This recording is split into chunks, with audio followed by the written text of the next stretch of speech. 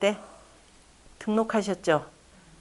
그죠? 등록이다라고 하는 것이 그 옛날에는, 그리고 공자는 지금 공립학교가 아니라 그전에는 공립학교가 있었습니다. 공자 시절 이전에, 자, 요임금, 순임금 시절, 그 다음에 하은주 3대라고 하는 우리가 고대 국가 시절에 성인들이 다스릴 때는 이른바 학교라는 게 있었습니다. 우리가 쓴 요즘에 학교라는 말. 그냥 어느 날 갑자기 근대 이후에 학교라는 말 쓴 게 아닙니다. 이미 이전에 학교라는 것이 있었고 그 내용이 맹자에 나옵니다.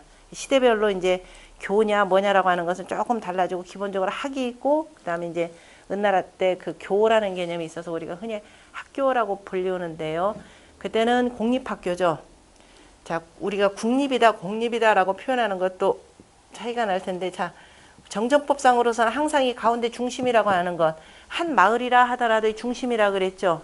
그러면은 여기는 8집이 기본적으로 8이 기본적으로 같이 하는 곳이라 그랬죠. 그래서 기본적인 공립 개념입니다. 그 다음에 이제 현대 사회에 들어와서 이른바 국가라는 개념이 생기고, 그전에는 중원 땅에 천자를 중심으로 해서 제후국들이 이렇게 같이 이루어진 거죠. 그러니까 가운데 있는 여기를 중심으로 해서 이렇게 이루어진 거는 기본적인 공적 개념으로 더 표현을 합니다. 국이라고 할 때는 거기에 각각 하나하나를 이렇게 표현합니다. 국이나 또 방이라 이런 개념이 되겠죠. 그러니까 국이나 방 또는 방국 같이 이렇게 표현하는데요. 이거보다 더 우선하는 것이 공적 개념입니다. 그래서 우리는 기본적으로 공이냐 사냐 이 두 가지 개념을 더 우선적으로 이렇게 표현을 하는데요. 자, 그래서 어느 지역이건 어느 마을마다 적어도 500인 이상 사는 마을이다 그러면 반드시 다 학교를 두게 됩니다. 그리고 이름하여서 이제 조선시대 같은 경우는 성균관이다. 성균이라고 하는 것도 원래 이거는 음악에서 나온 건데요. 성균관이라고 하는 것은 이름하여서 서울이라고 하는 한양에 있는 그죠? 최고 학부를 우리가 성균관 이렇게 표현을 하죠. 자, 그렇듯이 공립학교 제도가 쭉 있었다가 후대에 들어오면서 이제 정치권의 도구라는 것이 이렇게 무너지고 하면서 학교라는 것에 대해서 별로 신경을 안 씁니다. 그래서 춘추시대에 들어와서는 공자 사는 시대는 거의 다 없어지고 다만 그 흔적만 하나 남아있는 것이 있는데요. 그래서 공자가 이 사실을 굉장히 개탄스럽게 여깁니다. 왜냐하면 백성들로 하여금 적어도 뭐냐면 백성들뿐만 아니라 적어도 이 한 나라를 한 그 지역을 책임진 지도자는 반드시 공부를 해야 되는데, 그래서 개개인적으로는 공부들을 다 시키죠. 개인적인 그 집안에서도 쭉 시키는데, 그것 말고 백성들 사이에서도 우수한 자제들은 발탁해서 국가의 인재로 등용해서 써야 됩니다. 그래서 그 옛날의 학교 제도를 보면은 사람이 나이가 8살이 되면 누구나 다, 그죠? 나이 8살이 되면 누구나 다 요즘으로 표현하자면은 초등교육을 받게 돼 있죠. 소학교. 이 소학교 교육을 받게 되고, 그 다음에 15살 이상이 되면은 자, 이른바 왕후장상의 자식은 당연히 해야 되고, 왜냐하면 그 가업을 이어가지고 그 일정 지역을 다스려야 되니까요. 그리고 백성들 가운데에서도 특별히 재주가 뛰어난 자들, 이들은 전부 다 발탁해서 나중에 그 고등교육, 요즘으로 표현하자면 대학교육을 받도록 했습니다. 그렇게 해서 이제 국가 관리 인재로 이렇게 계속 충원을 하는데요. 자, 이게 없어지니까 공자가 착 없어지면서 그 다음에 이 정치권이 굉장히 문란해지니까 공자가 이것을 탄식을 하시면서 최초로, 아마 전 세계 최초로의 뭐냐면은 사학을 세우죠. 그것도 어디냐? 학교라는 게 더 이 유학이나 이런 공부들이랑 이게 뭐 학교 건물이 필요가 없잖아요. 그죠? 요즘에는 그 대학이다. 너나 없이 막 부동산 투자하듯이 학교에 건물을 어마어마하게 세우죠.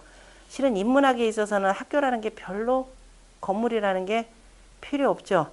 어디든지 사람만 있고 공부할 의지만 있는 사람이 있으면 그것이 뭐 은행나무 아래건 참나무 아래건 가서 얘기하면서 서로 문답하면서 주고받으면서 그죠? 문제에 대해서 토론하고 하는 것이 가장 훌륭한 교육 방식입니다. 그것을 만드신 분이 누구냐면은 공자예요.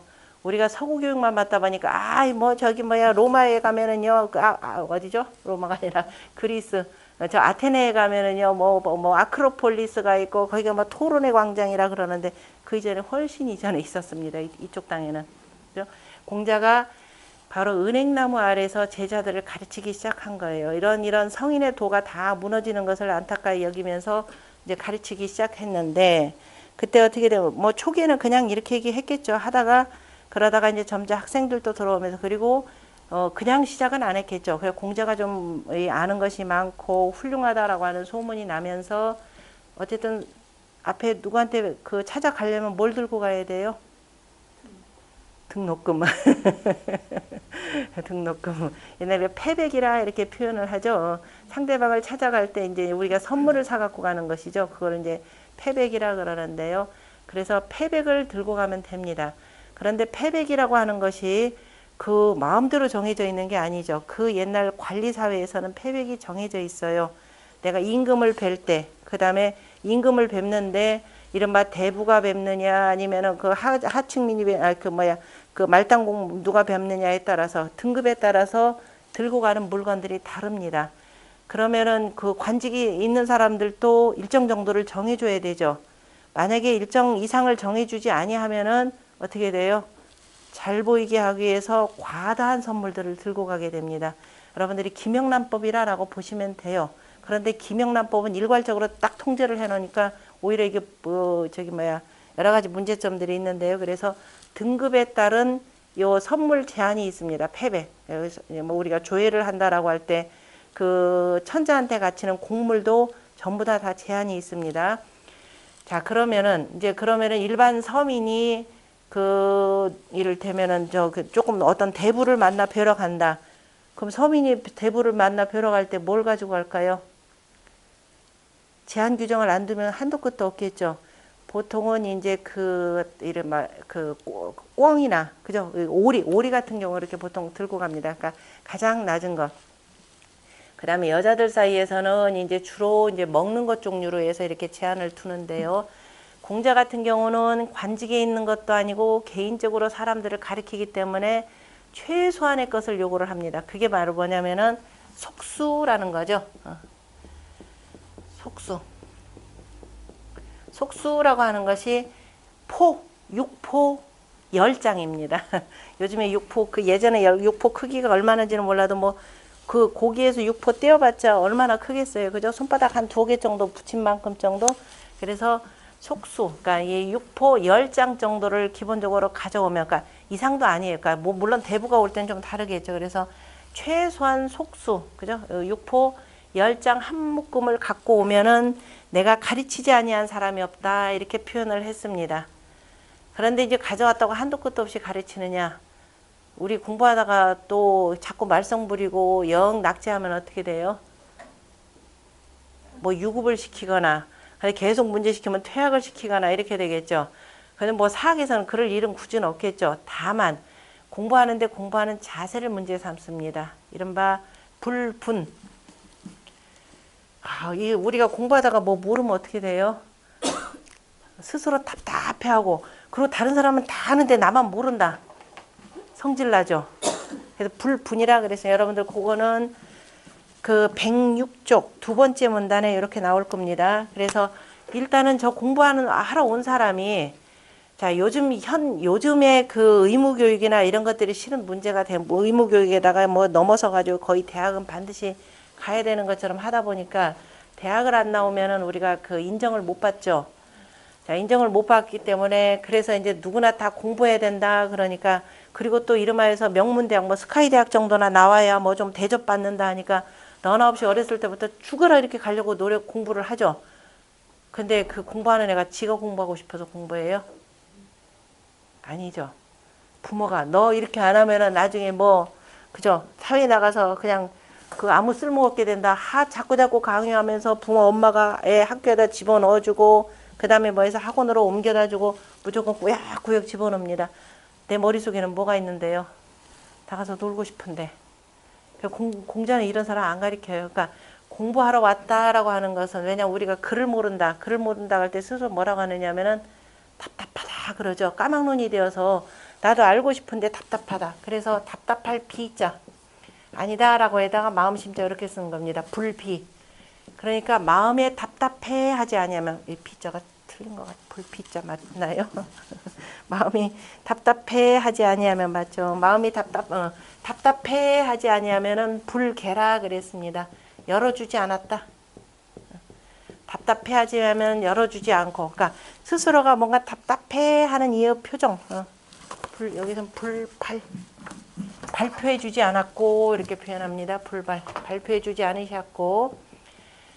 그 다음에 이제 어느 정도 공부하다가 제가 뭐 모르면은 이제 다른 사람 안 했다. 나만 모르더라 그러면 속상하죠.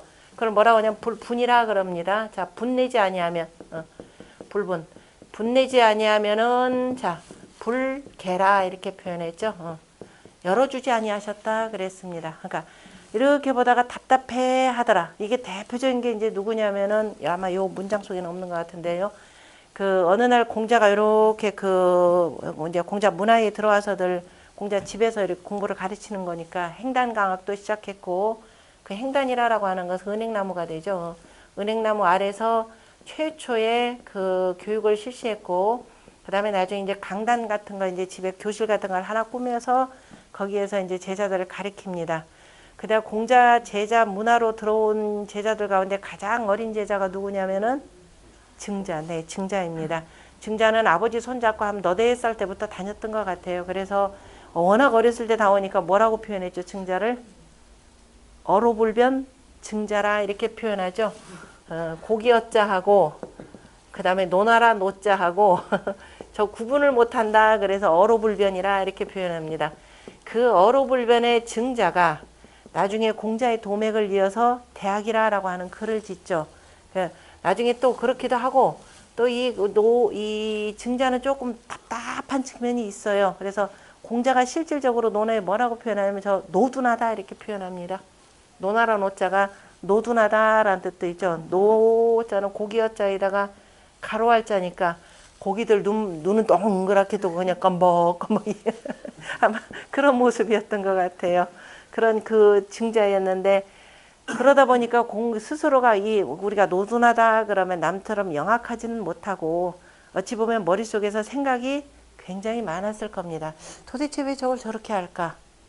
그러니까 이제 그 조금 굼뜬 부분은 있을 거고 그래서 이제 어느 날은 이 증자가 무슨 문제를 가지고 아마 굉장히 고민했던가 봅니다.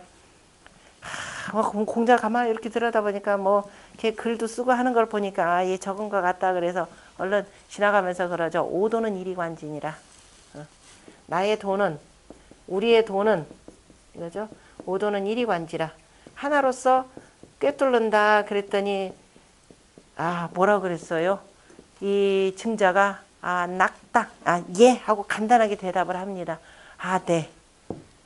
알아들은 거죠. 그러면서 이게 확 튀어가지고 그다음에 아마 급속한 그 학문적 발전이 있었던 것 같은데요. 그게 증자입니다.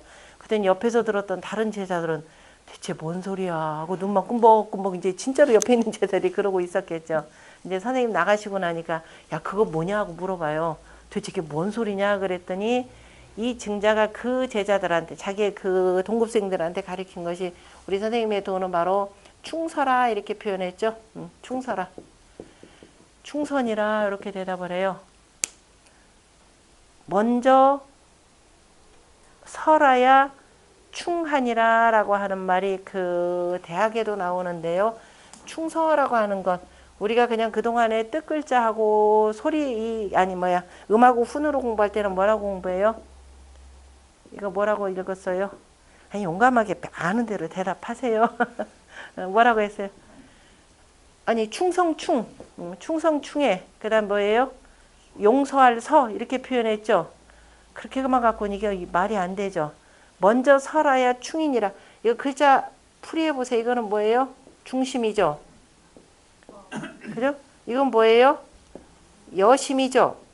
내 마음처럼. 내가 하기 싫으면 상대방도 하기 싫고 그러니까 내가 하기 싫은 거 상대방한테 강요하지 말라 이 소리입니다. 위에서 싫어하는 거 아래로 시키지 말고 옆에서 오른쪽에서 싫어하는 거 왼쪽에다 시키지 말고 하는 소리인데요. 자, 저 글이라는 게 바로 뭐냐면 그러니까 저 충이라는 건 특히도 우리나라의 그 조선시대 이후에 박정희 정권 때 굉장히 왜곡된 단어이기도 합니다. 왜냐하면은 나중에 충효라는 것을 강조를 하는데요.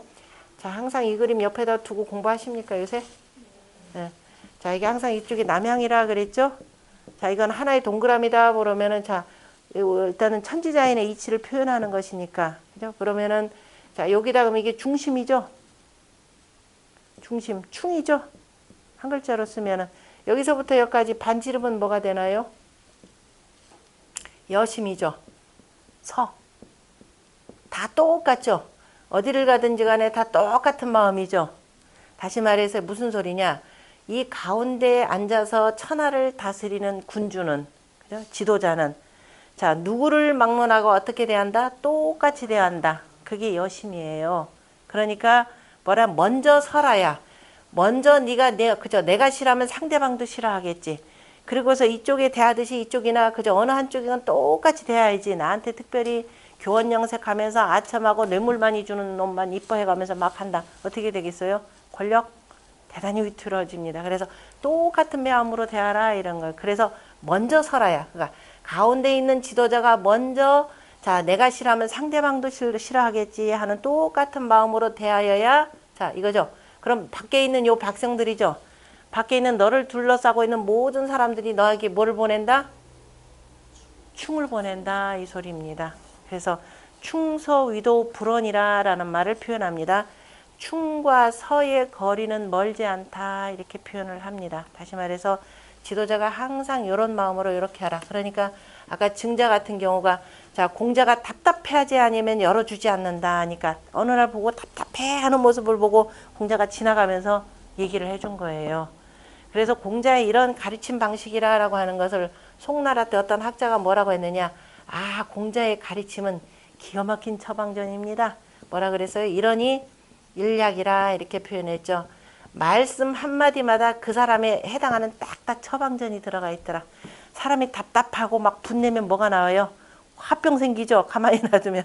그래서 생기지 말라라고 해서 이러니 일약 처방을 하셨다. 기가 막힌 표현입니다. 그래서 공자는 이렇게 이런 처방전도 내셨고 그 다음에 또 하나는 이제 이런 문답을 통하면서 자연스럽게 깨우쳐주는 방법이 나오는데요. 그리고 또 충분히 저기 이제 공부를 웬만큼 해가지고 충분히 알만한 제자인데 도대체가 이놈은 그에 대해서 그 물음이 없는 사람. 그게 누구냐면은 그 앞에서 우리 학에 대해서 공부했을 때 자로 같은 경우는 그냥 어찌 보면 용맹이 지나쳐도 무모하다 그랬죠. 그냥 공부 좀 하라는데도 대체로 안 해요. 그러니까 한 번은 저 불러가지고 그러죠. 너 좀 거기 좀 앉아봐라. 그래서 그 유건이 육패, 예, 유건이 육패라는 말 들어본 적 있느냐? 아니 그 보잖아요. 호학이라는 말, 호학이 뭔지 들어본 적 있느냐? 그죠? 호학이 뭔지 아느냐? 물어보죠. 모릅니다. 그랬더니 거기 좀 앉아 있어라. 내가 좀 가르쳐 주마 해서 앞에서 우리 유건이 육패 얘기했었을 겁니다. 학문을 좋아하지 아니하면 뭐만 하고 잊어버리셨나요? 저기 배울학자에 보면은요. 이건 제가 특별히 더 읽어드렸는데 기억 못하시면 안 됩니다. 80쪽에 한번 보세요. 80쪽에 우리가 이 논어라고 하는 건 공자는 절대적으로 호학을 강조했습니다. 호학을 강조했고 공자가 스스로 자신 있게 표현한 것이 뭐냐면 내가 다른 것은 몰라도 호학만큼은 나만한 자가 없다 이렇게 표현을 했던 내용이 있는데요. 그 80쪽에 군자는 도를 근심하고 가난을 근심하지 않는다라고 하는 소주제의 그 바로 위쪽에 그러니까 불호학의 6가지 패단이라고 했던 내용이 있죠. 호인 불호학이면 인을 좋아하면서 배우기를 좋아하지 아니하면 그 패단이 어리석어지고 이렇게 되죠. 그러니까 가장 먼저 강조한 것이 공자가 인을 두루 보편화시킨 인물이기 때문에 자 인을 얘기했더니 또 제자들 선생님 저는 인을 좋아합니다라고 하는데 공자가 야 좋아하면 되냐 뭐까지 알아? 그러면 그 인이 뭔지를 공부 좀 하라 이렇게 표현한 겁니다. 그렇지 않고 인만 좋아하면 참 어리석은 놈이 되기 십상이고 이렇게 되는 거고 그 다음에 뭐라고 나오나요? 호지 불호학이면 알기를 좋아하면서 배우기를 좋아하지 아니하면 그 패단이 방탕해진다 이렇게 표현을 했는데요. 알기를 좋아하는 거 선생님 지하고 학하고 다른 겁니까? 이거죠 지금. 알기를 좋아한다 그러면 요즘 사람들 참 많이 알죠. 나 참 많이 뭘 통해서 알아요? 야 누가 그러더라. 어제 했더니 어제 그 장관님이 이런 말씀 하시더라. 나 그거 알아. 알기는. 이른바 화이불치 거미불루라고 하면은 뭐 그래 김부식이 했다는데 그래 나 그 말 알아. 그러니까 정도전이 거기다 그렇게 이렇게 이식 똑같은 거예요 그거. 그죠? 그 장관님이 그거 좀 안다고 이거를 또 지나치게 확대해서 정도전이 그 한양도성을 세우고 뭐한 것은 주에게 정전법으로 얘기를 해야 되는데 거기다 갖다 끌어붙인단 말이에요. 그러면은 백제나 신라가 무슨 뭐 정전법을 실현한 사회입니까? 아니잖아요. 그죠? 그래서 그게 뭐냐? 호치 이겁니다. 배우기를 아니 알기를 좋아하면서 그죠? 요즘에 자기 그 지식 자랑하는 사람 참 많죠. 그런 사람 뭐라 그래요? 그 아는 거 되게 자랑하는 사람들 되게 어려운 말 써가면서 전문 용어 써가면서 현학적이라 그러죠. 현학적인 사람들 그거 소용 안 된다 이 소리예요.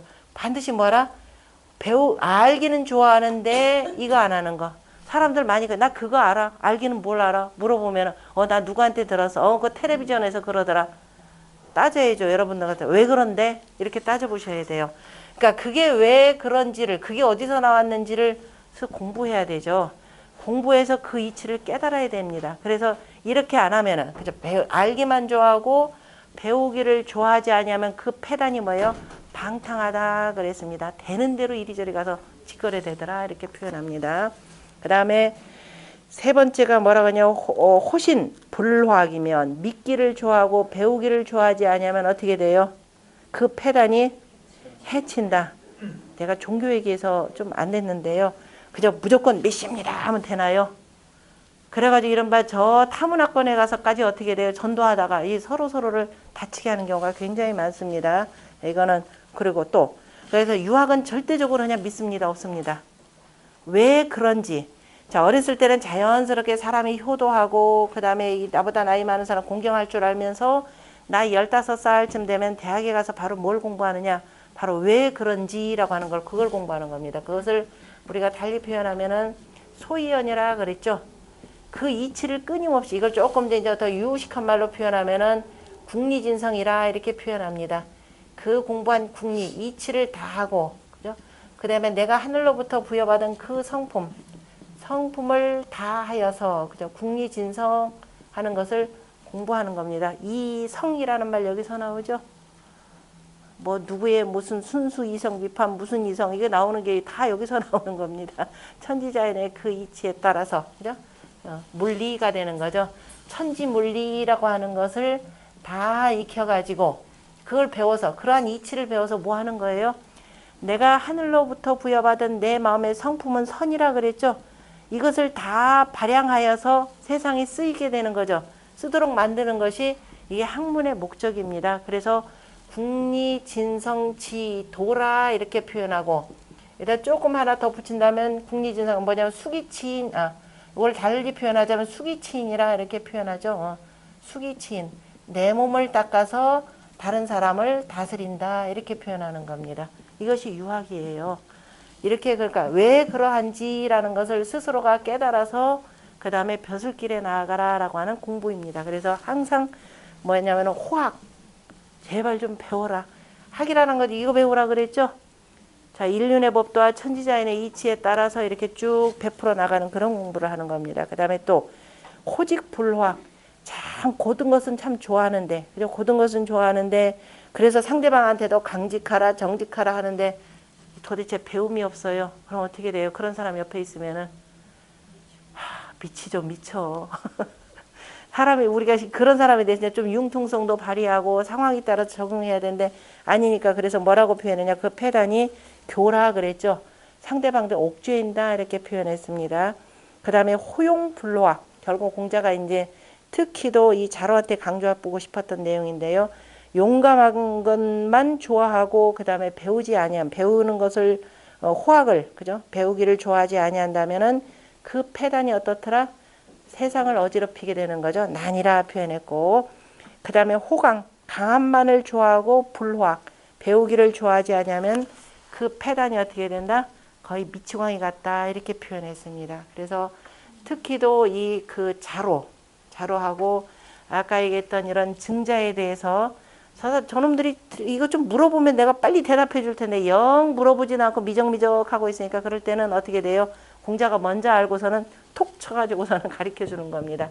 이런 방식이 하나 있고 그 다음에 이제 요거는 이제 그 가장 일반적 방식이기도 하고 그 다음에 이제 뭐 가장 기본이 된 막 들어온 신입생 제자들뿐만 아니라 고제자들도 여기다 다 해당되는 내용입니다. 그 다음에 더욱 중요한 거 거의로 이거죠. 가장 중요한 것이 아마 이걸 겁니다. 거의로 한모퉁이를 들었는데 그죠? 공자가 한모퉁이를 들어줬는데 불반사무. 세 모퉁이를 돌이키지 아니하면 뭐라죠? 예? 불이삼반. 불이삼반. 불이삼반. 세 모퉁이. 세 모퉁이로서 세 모퉁이로서 삼으로써 그러니까 돌이키지 아니하면 뭐라고 돼 있나요? 더 이상 가르치지 않는다 이렇게 표현해. 불부야라 이렇게 표현했죠. 불이 삼우반 이렇게 되겠죠. 불이 삼우반이면 그 다음에 즉 불부야라. 불부야라. 다시 하지 않는다 이렇게 표현하셨습니다. 바로 이거죠. 하나 가르쳐주면은 자 하나를 가르쳐주면은 나머지는 어떻게 돼요? 스스로 알아서 돌이켜라 그랬는데 왜 3이 돼요? 왜 3이라? 자, 항상 여기다 요거 하라 그랬죠. 여러분들이 공부 요것만 통하면 돼요. 요것만. 그래서 자 내가 공부에 도가 텄느냐 안 텄느냐는 제가 맨 처음에 뭐라 그랬던가요? 제가 지금 여기다 이것도 핑계긴 한데 재료 탓하는데요. 그냥 일반 판서하면 잘 되는 이건 미끌미끌해가지고 요거를 그냥 그려가지고 있죠. 동그랗게 잘 그리면 정말 도트입니다. 정말 그 정도가 되면은 왜냐면 딱 정일 집중해가지고 이렇게 딱 그리면 정확하게 잘 그려져요. 자 이게 우리가 도를 하는데 유학을 공부하는데 황하문명권의 문화를 이해하는 가장 기본적인 이게 도라 그랬습니다. 이게 도예요. 우리가 뭐 맨날 며칠을 제가 밤새워서 얘기한다 하더라도 이거 넘어가지 않습니다. 자 이게 뭐라 그래서 우리가 자 그동안에 우리가 무심코 다 지나갔던 얘기입니다. 우리가 서양 공부는 이렇게 한다 그랬죠. 이걸 그러니까 뭐 이걸로 기본으로 했는지 안 했는지도 몰라요. 그냥 제가 얘기해 보니까 그런 건가 근데 우리가 머릿속에는 나도 모르게 전부 다 이게 들어가 있어요. 이게 뭐예요? 방위 표시가 되는 거죠. 그래 이건 북쪽이라 그랬죠. 하나 딱 했더니 이쪽은 뭐라 그랬어요? 아래는 해봅시다. 그 다음에 이쪽은 뭐예요? 이쪽이 이제 헷갈리기 시작하는군요. 요거 좀 얘기 다담 못하면 나가셔야 돼요. 좀 말씀대로. 자, 이쪽은 이렇게 되는 거죠. 자, 북쪽, 남쪽. 자, 이 위라고 하는 것, 이건 위죠. 여러분들 그림상으로 이건 우리가 입체형을 평면도에다 이렇게 둔 겁니다. 우주는 우리가 살고 있는 뭐 우주까지 나갈 필요. 우리가 살고 있는 이 공간이라고 하는 건 전부 다 입체죠. 그 입체를 이런 건 뭐 어디다 표현하냐면 평면에다 표현을 했습니다. 그럼 평면에다 표현할 때 위에다 쓰면 그야말로 위가 되죠. 위가 되면서 앞이 되죠. 요거 항상 이 개념만, 그러니까 제가 초기에는 하여튼 몇 번 하도록 개념 잡아요. 위가 되고 앞이 되는 겁니다. 이 아래, 이거는 뭐예요? 아래가 되고, 뭐예요? 뒤가 되는 거죠. 그다음에 항상 여러분들 중심이 누구라 그랬어요? 아직 공부에서 초기 단계는 얼만큼 갈 때까지는 있죠. 무조건 세상의 중심은 나다 보셔야 됩니다. 공부를 한참 했는데도 여전히 세상의 중심은 나다 그러면 그때는 뭐가 돼요? 그때는 참 어리석은 사람이 되는 겁니다. 1차적으로 이해할 때는 일단은 세상의 중심이 나예요. 그러니까 내가 이렇게 보면 돼요. 그죠? 항상 나 기준으로 보시면 돼요. 그러나 내 기준으로 이건 머리가 되죠. 내 기준으로 얘는 발이 되죠. 내 기준으로 얘는 어느 쪽이 돼요? 오른쪽이 되죠. 내 기준으로 얘는 왼쪽이 되는 겁니다. 자, 서양 애들이 이렇게 쓸 때는 얘네들은 기본적으로 유목민족이죠. 그 이전부터 그 땅들은 그렇게 우리 황하문명권의 중국 땅만큼 풍요로운 땅이 아닙니다. 특정 지역마다 이렇게 생산하는 산물들이 조금 달라요. 어느 쪽에 가액이 많으니까. 그래서 주로 장사가 발달된 사회입니다. 그리고 우리가 흔히 이제 유목사회가 되고 고기를 중심으로 해서 먹고 살았던 세기 때문에 늘 이동 생활이죠. 그리고 늘 이렇게 물건을 바꾸기 위해서 장사하는 생활입니다. 그 생활들은 우리 어느 한 곳에 정착해서 하는 게 아니죠. 늘 이동하다 보니까 이동한다라고 하는 것은 뭐예요? 밖에서 늘 밤을 맞는 경우가 많더라라는 겁니다. 그러니까 밤중에는 지금처럼 뭐 전기불이 있는 것도 아니고 하니까 오로지 뭐에 의지해서 다녀야 돼요? 밤중에는 달빛이나 별빛에 의지해서. 근데 방향도 정해야 되죠. 그럼 방향이라고 하는 것은 우리 가장 좋은 게 있죠. 북극성이라는 게 있습니다. 늘 하늘에 그 있어서 그 자리에 있는 거. 그러니까 쟤만 보면은 아 우리가 어느 쪽으로 간다. 북극성 하나만 정확하게 볼 줄 알면 어떻게 돼? 나머지 방향 다 정해지는 거죠. 내가 어느 쪽으로 가고 있다라는 걸 알 수가 있는 겁니다. 그래서 얘네들은 북극성 기준으로 생각을 합니다. 이게 늘 이렇게 해서 이게 위를 두 개 보는 거고 그 다음에 황하문명권은 어때요? 농업사회라 그랬죠. 농업사회는 뭐 하는 사회냐면 그냥 정착해서 아침에 일하러 나갔다가 저녁이 되면 다시 돌아오는 생활입니다. 지금 요 생활이 뭐냐? 아침에 해 뜨면 나갔다가 저녁이 되면은 다시 돌아와서 집으로 돌아오는 거죠. 늘 이게 반복이 돼요. 그럼 농업사회는 가장 중요한 것이 아침에 해 뜨면 일어나고 그러니까 해 뜨면 일어나는 농사를 또 매일매일 아니 뭐 1년 내내 짓나요? 농사 언제 지어요? 농사를 여름에 농사를 봄에 그죠? 봄에 그저 씨 뿌려서 가을이면 거두는 거죠. 그 봄에 씨 뿌리고 가을인데 그것도 자 그러면 일단 아침에 일어난다. 그 이제 씨 뿌리고 한다. 이거는 방향이 뭐냐면 항상 해를 기준으로 생각을 해야 되는 거죠. 해도 해가 뜨는 때일까요? 남중하는 때일까요? 해가 뜨는 때. 7때부터 그 할 때까지인데 그러면 해가 가장 많을 때가 언제예요? 햇빛이 가장 많을 때. 뭐 난 12시기도 하고 그럼 1년 중에서 1년 사시사철 가운데에서 햇볕이 제일 많을 때 여름이죠. 그래서 여름이라고 하는 것을 제일 위로 봅니다. 그러면 해가 여름이다라고 제일 많을 때가 되고 하루 기준으로 볼 때는 해가 남중할 때가 되는 거죠. 그래서 해가 가장 많이 비출 때를 위로 보다 보니까 이렇게 남쪽이 위가 되는 겁니다. 그죠? 그 남쪽에 남영남자라는 것도 10시에서 그물망자 두루두루 다 펼쳐서 다시 덮었다 이런 의미가 되는데요. 남자라는 그래서 남쪽을 기본적으로 위로 두는 겁니다. 해를 가장 많이 받을 때. 자 그럼 남쪽을 위로 두면은 아래쪽은 뭐가 돼? 남쪽이 위가 되고 앞이 되는 거죠. 그래서 우리가 집을 지을 때는 무슨 집? 네. 그 대답 잘 하시네요. 그새 근데 또 잊어버렸죠. 또 다시 한번 생각해 보라니까. 그럼 남향이다. 향한다 라고 하는 건 내 앞이죠. 그 다음에 위를 향한다. 위도 되는 거죠. 그럼 그 아래쪽은 뭐예요? 아래쪽은? 그죠? 앞에다 이렇게 두니까 당연히 내 뒤쪽은 뭐예요? 북쪽이죠. 그래서 등진다라고 하는 두 사람이 서로 맞대고 있는 형태잖아요. 그죠? 글자 이렇게 제대로 쓴다 그러면 자 이제 이렇게 되고 이렇게 되고 사람이 서로 간에 등 마주대고 있는 거죠. 여기다 육달월자 쓰면 뭐라 그랬어요? 등배죠. 등배. 배신이야 등배. 괜찮습니다. 등 쪽이다. 북쪽이다. 그러니까 우리가 등지는 쪽이라. 이게 뜻글자라 그랬습니다. 그죠? 이거는 소리 글자하고 달라요. 뜻글자 속에는 이게 왜 남쪽인지라는 거 다 나옵니다. 이게 왜 북쪽인지가 나오죠. 남향을 하니까 자연스럽게 이게 북쪽이다. 그래서 패배한다라고 할 때 이걸로 쓰죠. 또. 자, 그러면 이쪽은 뭐가 돼요? 동쪽이 되겠죠. 이쪽은 서쪽이 되겠죠.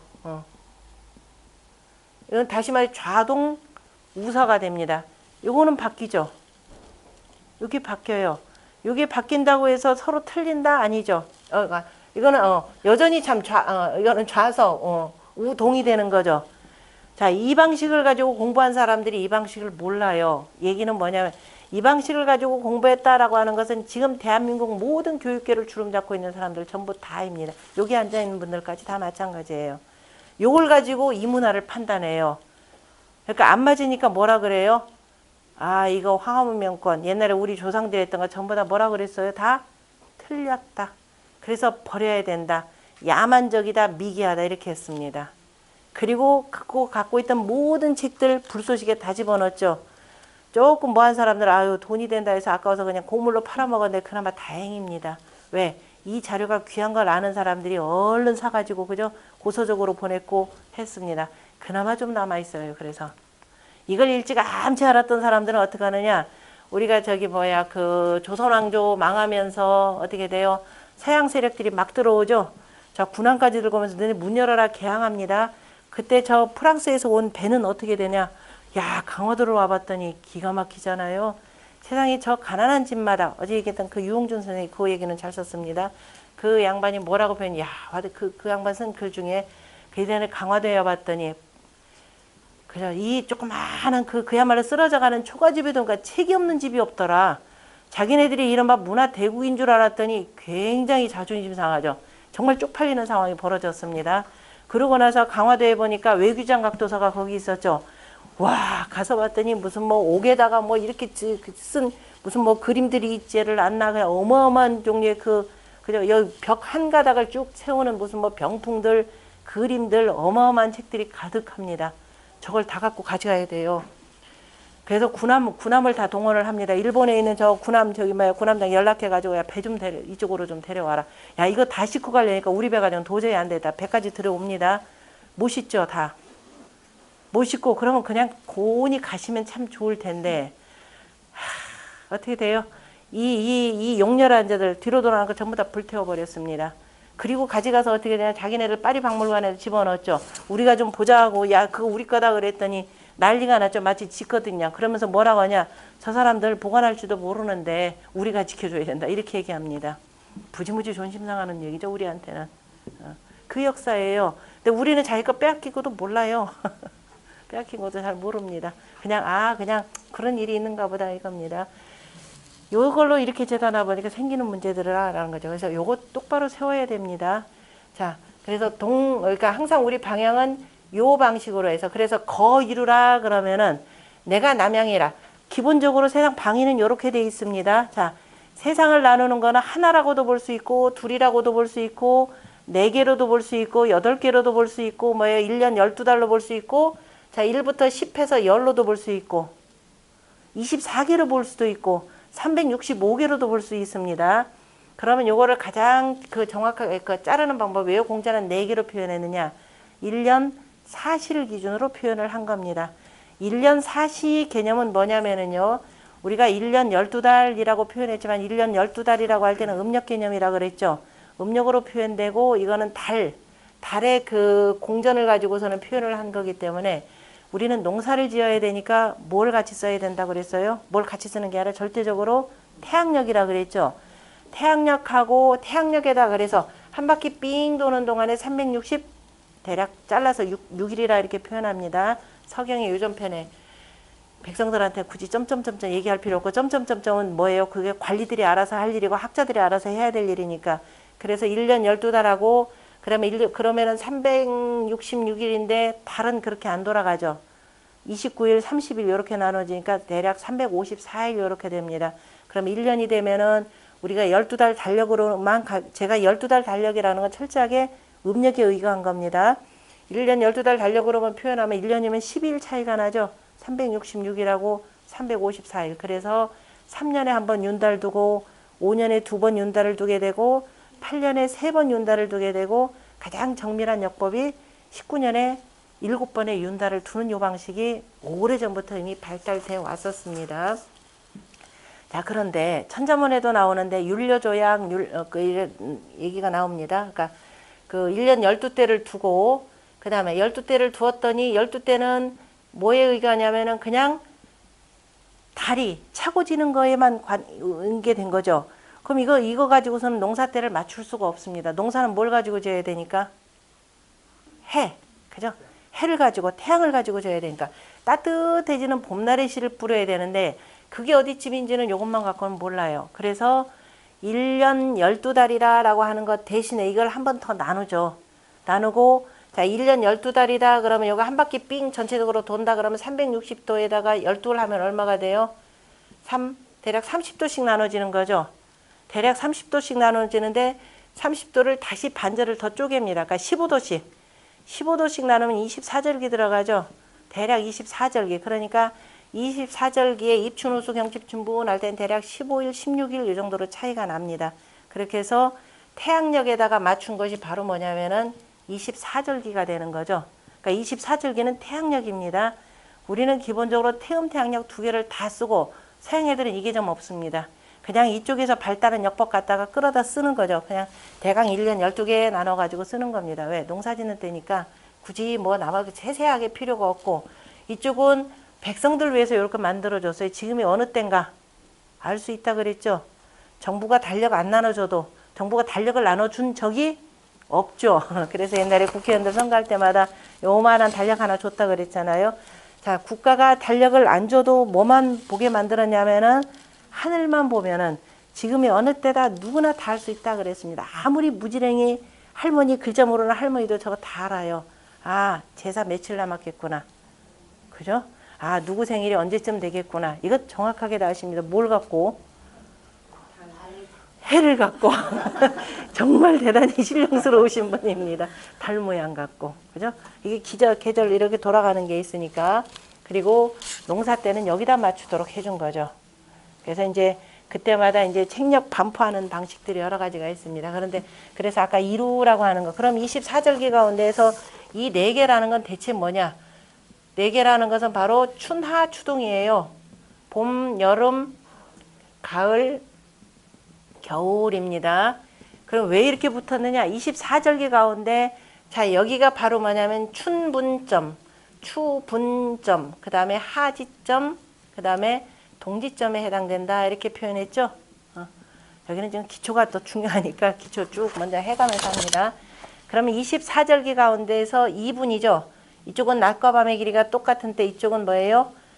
그죠? 양이 극한 때, 음이 극한 때에서 2분 2지법에 따라서 4개를 가장 기본 바탕으로 합니다. 그러니까 1년이라, 그러니까 이 전체라고 하는 것 가운데에서 그 모퉁이, 그죠?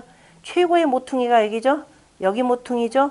여기 모퉁이죠? 여기 모퉁이죠. 그래서 4개로 나누고 뭐든지 간에 하나만 들어줬다 그러면 어떻게 돼? 나머지는 알아서 하면 되죠. 그 여러분들이 산에 갔을 때 아 내가 어느 방향인지 잘 모르겠다. 뭐 이걸로 익히신 분은 이거대로 하면 되는 것이고 산에 가서 방입을 아는 거 여러 가지로 쉽죠. 애기 생존 산에다가 내몰려두면 살아나실 분 별로 없네. 산에 가면 깊은 산 속에 헤맨다. 밤 저녁이다 해도 안 보인다. 그거 어떻게 해야 돼요? 남쪽인지 북쪽인지 뭐 가지고 구별하죠? 아 별도 안 보이고 흐리다 그랬잖아요. 산에 가면 나무가 있습니다. 이제 깊은 산 속에 나무들이 있는데 나무마다 이제 큰 나무에 보면 이끼 낀 게 있어요. 그 이끼 낀 쪽이 어느 쪽이겠어요? 그래 그늘이고 어느 쪽이에요? 북쪽이겠죠, 그죠? 북쪽일 겁니다. 아 그러면 또 하나 또 가르쳐 드려야 되겠네. 자, 우리가 옛날에 그 종이가 없던 시절에는 죽간이나 목간을 쓴다 그랬죠. 그러면 죽간이나 목간을 쓰는데 죽간 같은 경우는 그냥 자르면 되니까 통으로 이렇게 돼 있으니까 목간 같은 경우를 또 많이 씁니다. 조금 부드러우니까. 그러면 나무 그거 보면은 여러분들 같은 나무목이라 자 한자에 보면 여기 있고 요 글자가 있죠. 그럼 요 글자 쓰는 것은 자 장수장자 할 때 쓰고 요거 쓸 때는 천자문에 뭐 전척간요 뭐 편지간 편지첩 뭐 여러 가지가 있습니다. 이거 뭐라 그래요? 혹시 이 글자? 아시는 분? 그냥 용감하게 얘기하시라니까 틀려도 괜찮아요. 그럼 요거는 뭐예요? 편자가 되는 거죠. 그래서 이거는 장자입니다. 뭐라고 하느냐? 조각널편, 조각널장 뭐 이렇게 표현합니다. 조각이다, 조각널이다 그러면 이렇게 잘라진 널빤지다 이 소리입니다. 그러니까 널편자, 널장자인데요. 이거 글자가 어디서 나오냐면 나무 쪽인 겁니다. 나무 목자. 나무 목자 그대로 따개가지고요. 자, 이제 굵다라고 봅시다. 그대로 따개가지고, 요렇게 따개면 이쪽 글자 나오죠? 요렇게 따개면 이쪽 글자 나오죠? 요거예요. 그럼 이쪽 나오면은 무슨, 어느 쪽이에요? 아, 근데 그대로 저 방향 보세요. 동쪽인데, 대체로 이제 이쪽으로 이렇게 자니까 동남쪽 개념. 그러니까 어쨌든 이쪽은 동쪽이고 이쪽은 서쪽이죠. 그 나무 나이테 보셨나요? 나무 나이테는 아는데요.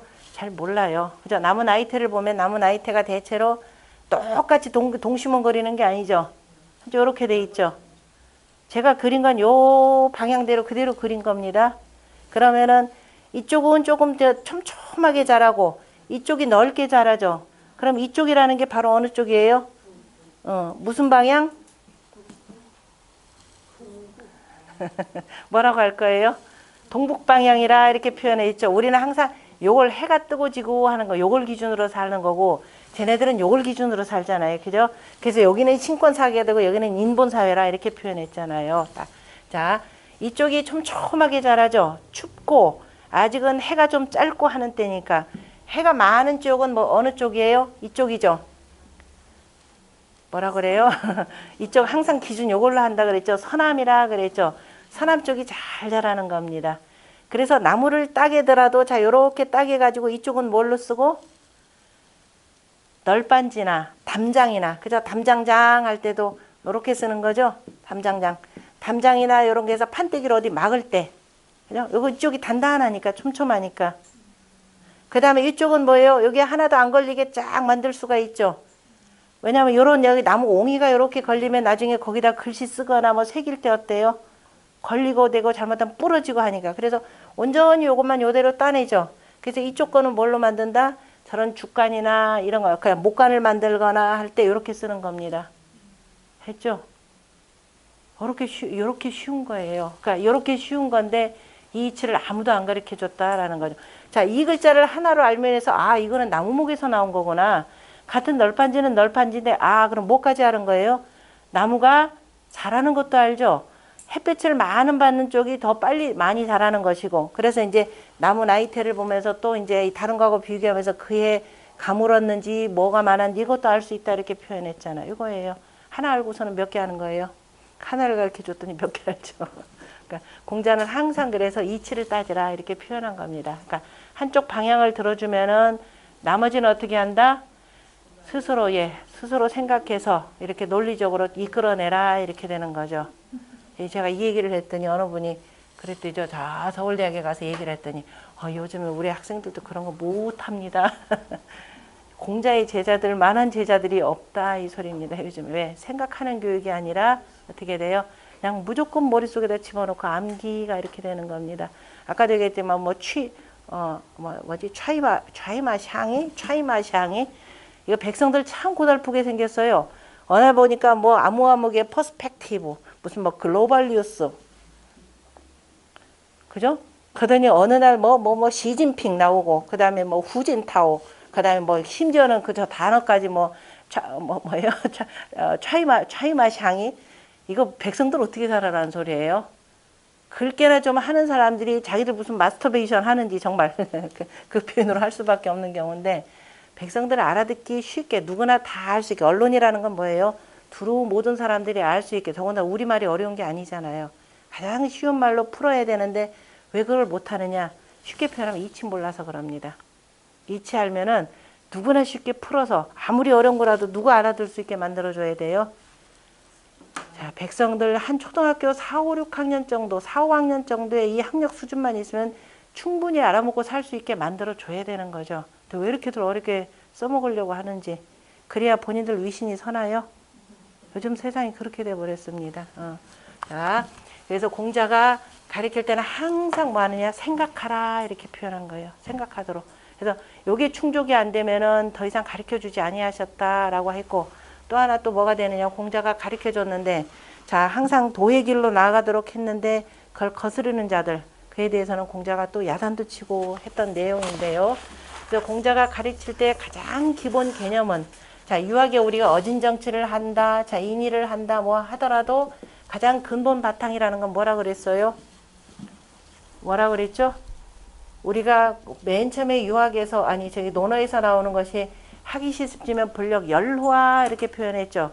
그리고 맨 뒤에 나가서 그래서 알지 못하면 이걸로 마친다 그랬습니다. 학했다라고 하는 것은 반대로 누가 있더라? 내가 배웠다 그러면 누가 있어요? 스승이 있는 거죠. 그 스승이 뭐가 있어요? 가르침이 있는 거죠. 교. 그래서 교와 학의 가장 기본이라는 게 뭐라 그랬나요?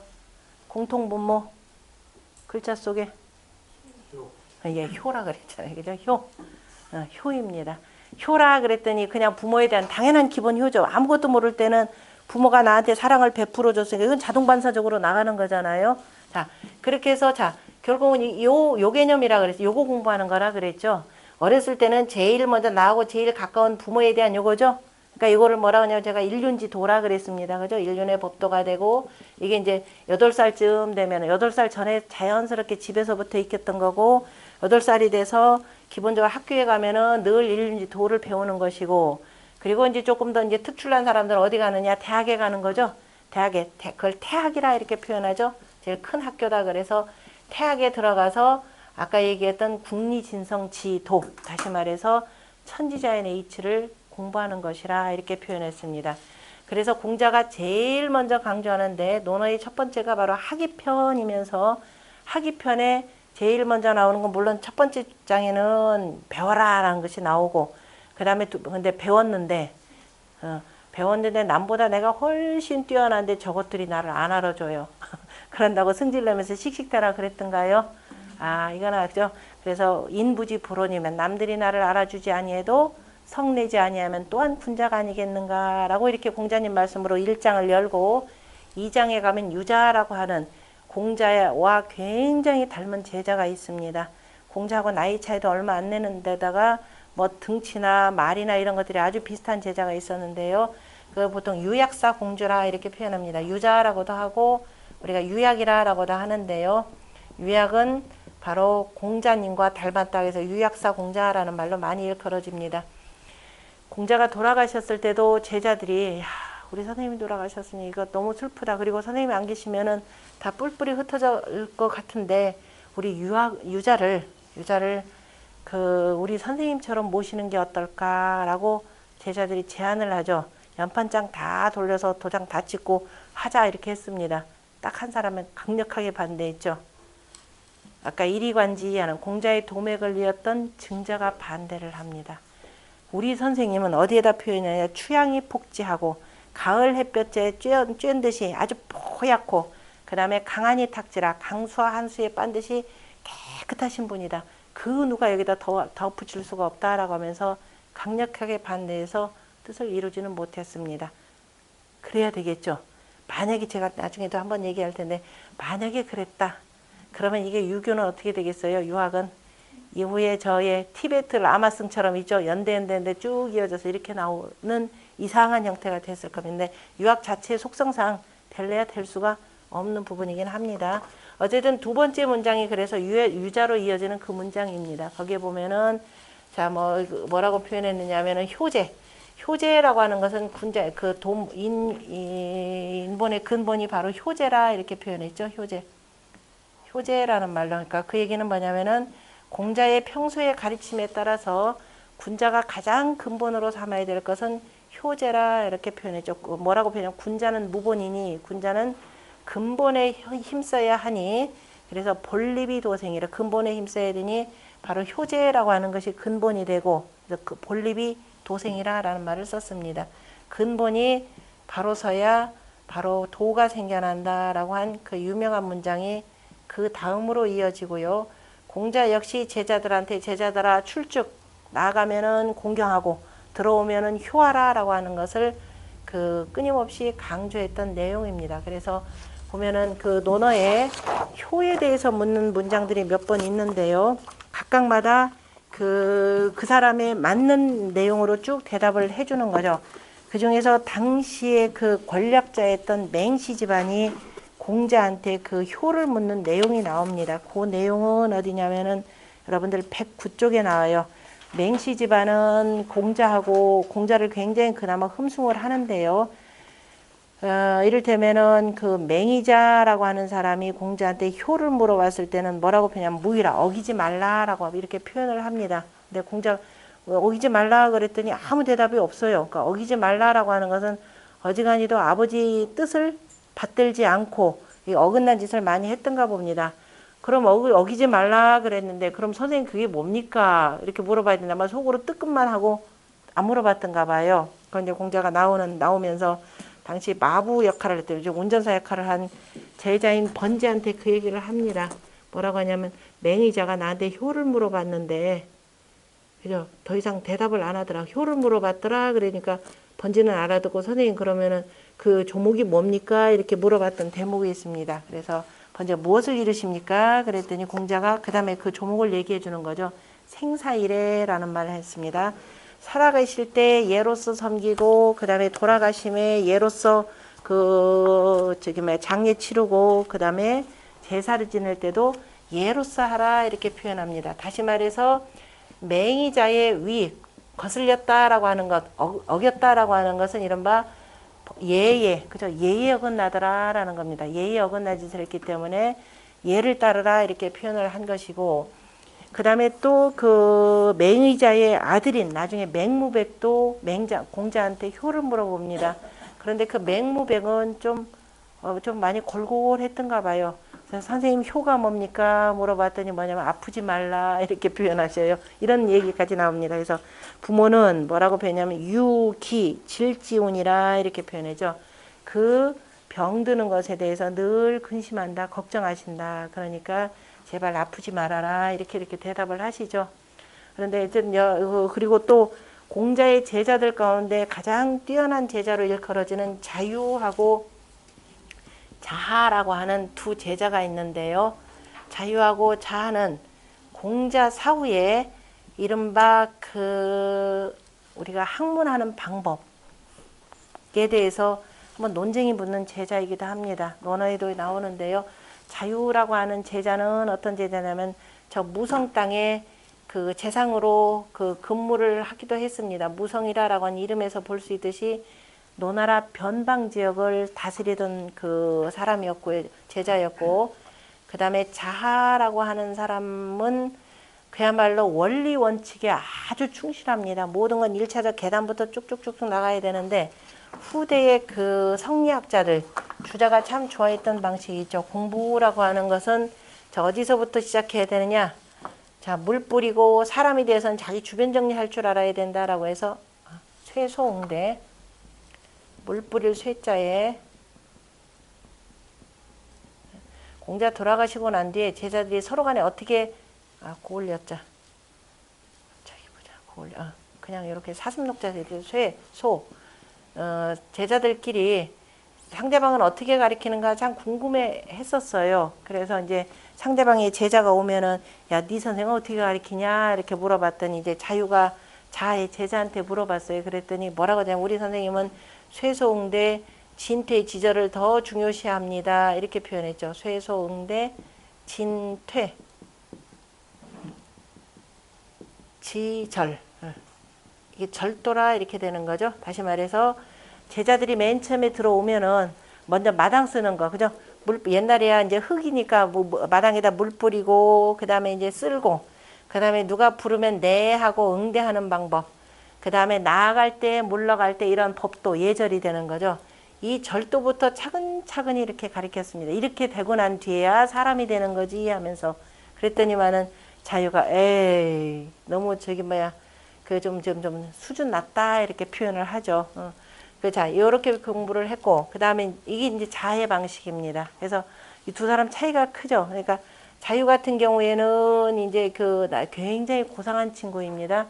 갔더니 뭐 공자가 이 무성 땅을 방문해 제자들이 도대체 어떻게 다스리고 있는가, 정치를 어떻게 하는가 보고서 갔더니만 무성 땅 성 안으로 딱 들어갈 때 벌써 음악 소리가 쫙 납니다. 집집마다 해서 뭐 금 타는 소리, 슬 타는 소리, 악기 소리가 나오거든요. 그랬더니 공자 속으로 참 기뻐하면서 뭐라고 표현했냐면 웬 저기 닭 잡는데 소 잡는 칼을 쓰는가 이렇게 표현했던 그 유명한 얘기예요. 그러니까 조그마한 고을 하나 다스리는데 그야말로 옛날 성인이 그저 나라를 다스릴 때처럼 하더라. 그러니까 자유는 그냥 정색하고 아니 선생님 그렇게 하시라고 그랬잖아요 하고서는 대들거든요. 아니 난 농담했다 그래. 네가 옳다 하고 참 칭찬받았던 제자였고요. 그래서 이 두 제자가 효에 대해서 물어봤을 때 참 기가 막힌 대답이 하나가 나오는데요. 109쪽에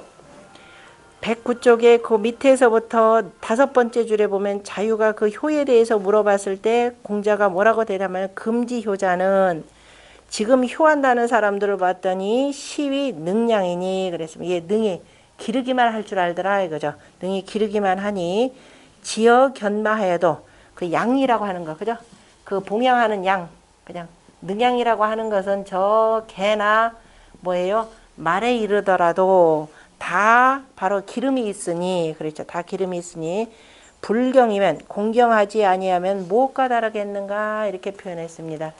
그 얘기는 뭐냐면은 자유 같은 경우는 워낙 고상하니까 두루두루 공부도 많이 해요. 고상하니까 아마 부모가 조금 좀 이렇게 뭐랄까 이렇게 그 공부는 하지 않으셨던 분인 모양이죠. 그러니까 부모에 대해서 에이 우리 부모 참말로 참 해가면서 별로 그런 공경하는 마음이 지극하지가 않았던가 봅니다. 그래서 너 부모가 아무리 무식하고 하더라도 너를 낳아준 부모인데 어찌 공경하지 않는고라고 하면서 야단치는 소리이기도 합니다. 그러니까 그 부모 늙었다고 네가 가서 이제 가서 뭐 청소도 해주고 밥 뭐 물론 밥이야 뭐 다른 사람 해주겠지만 그냥 먹을 것 주고 돈 좀 주고 하는 게 이게 다가 아니다. 그죠?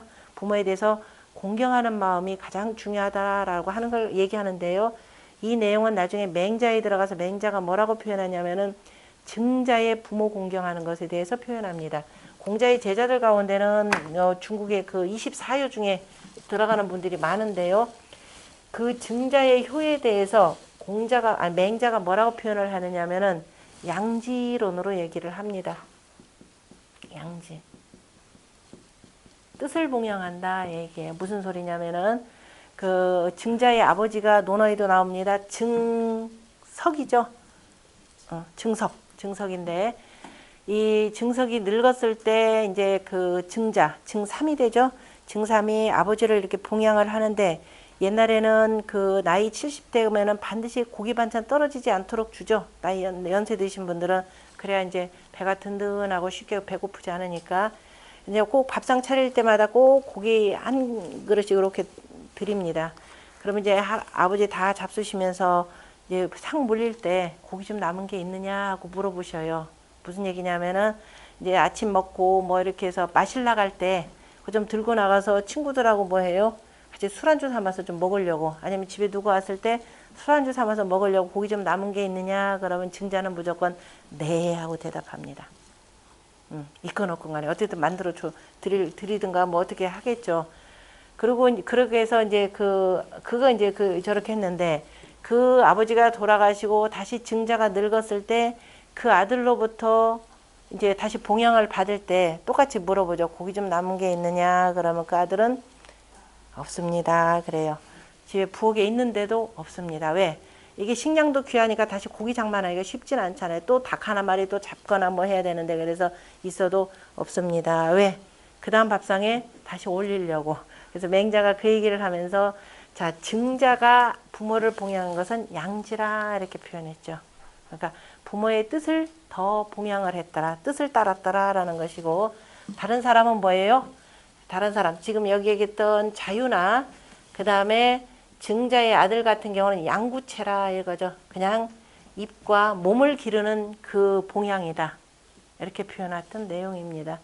자 이렇게 해서 자유같이 고상한 이런 제자들은 어찌 보면 부모가 무식하다 그러면은 부모에 대해서 그 무식함을 탓하면서 물론 이제 겉으로 내세기 않겠죠. 그러나 은연중 낯빛 이런 것이 있으니까 공자가 이와 같이 표현을 하셨고 그 다음에 자아에 대해서는 자아가 선생님 효가 뭡니까? 라고 물어볼 때 딱 요거 생각하시면 돼요. 각자들 그냥 이 방식대로 간다고.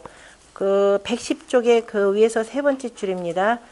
그 뭐라고 표현해요? 공자가 생난이니 유사어든 이렇게죠. 낯빛이 얼굴빛을 잘 좋게 띄기가 참 어려우니 일이 있으면 제자 복기로 하고 집안에 무슨 일이 있으면 제자가 그 수고로움에 힘쓰고 그 다음에 유주식이면 술과 밥이 있으면 선생찬 자 이제 집에 부형이 되겠죠. 아버지 부모님이나 또 형님이 계시면 갖다 먼저 그 찬을 드리는 것이 증시 이위 효호와 일찍이 이것을 효라고 하던가 이렇게 표현했습니다. 무슨 얘기냐면은 자는 이렇게 해서 절차를 꼼꼼히 따지니까 집에 무슨 일이 있다 그러면 또 열일 제쳐두고 막 가서 부모님 위해서 열심히 합니다. 그 다음에 어디서 맛있는 거 생겼다 그러면은 그리고 또 혼자 뭐 먹으면 맛있는 거 먹으면 꼭 그걸 또 챙겨갖고 조금 남겨서 집에 있는 부형 그저 부모님하고 이 형님 계시면 그거 갖다 드리는데 그게 효인가 이렇게 표현했죠. 뭐라 그래서 아까 생난 그랬죠.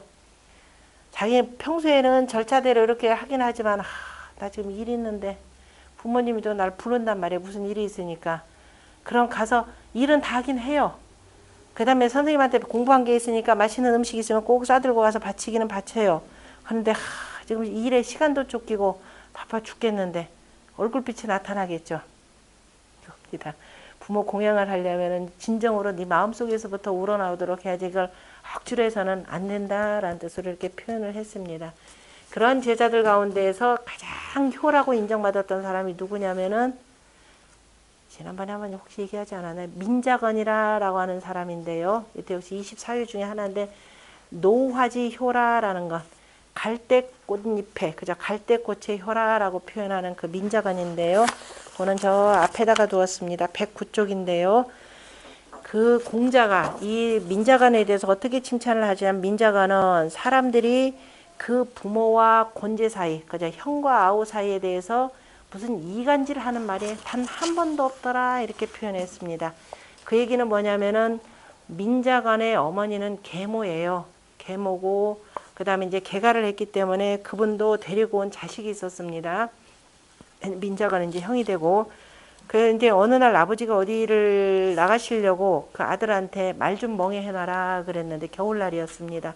보니까 아들이 왔더니 아들이 덜덜덜덜 떨고 있는 거예요. 아버지 이제 멍해하고 탈 때까지는 자식이 이제 배웅을 해야 되니까 그래서 이상하다. 내가 돈 안 벌어다 주는 것도 아니고 이상하다 하면서 이리 와봐라 하고서는 나는 봤죠. 옷을 만져봤죠. 이게 속옷이 아니고 보니까 갈꽃을 속에다 집어넣은 거예요. 그래서 이게 도대체 어떻게 된 거냐 당장 불렀죠. 부인을 불러가지고 도대체 어떻게 된 거냐 했더니 이제 잘못했다고 그랬겠죠. 그러니까 그때 뭐라고 표현하냐면 당장 나가시라고 당장 나가라고. 내가 지금 내 아이 때문에 애들 잘 키우기 위해서 내가 당신을 드린 것이지 그죠? 나 좋으라고 당신 드린 거 아니다. 자식 잘 키우려고 했는데 어떻게 이렇게 차별 대우하느냐 그랬을 때 민자간이 아버지한테 사정하죠. 아버님 그게 아니고 지금 만약에 지금 이 상황에서 어머니가 나가신다면 나머지 우리 자식들 다 추위에 떱니다. 그냥 제가 좀 참고 견디면 됩니다. 이렇게 표현을 하죠. 어머니가 얼마나 감동받았겠어요. 그래서 그 이후로는 똑같이 잘해주었다 이 표현을 하는데 그것이 공자가 칭찬한 최고의 효자입니다. 물론 증자도 그 효자 중에 하나인데요. 자, 이렇게 해서 효와 관련했을 때 공자가 이제 제자들의 물음에 대해서 딱 그 사람에 맞춰서 그 대답을 해줬다라는 이러니 일약 그 투약 방식으로 답을 딱딱 해주신 내용도 있습니다. 좀 쉬었다가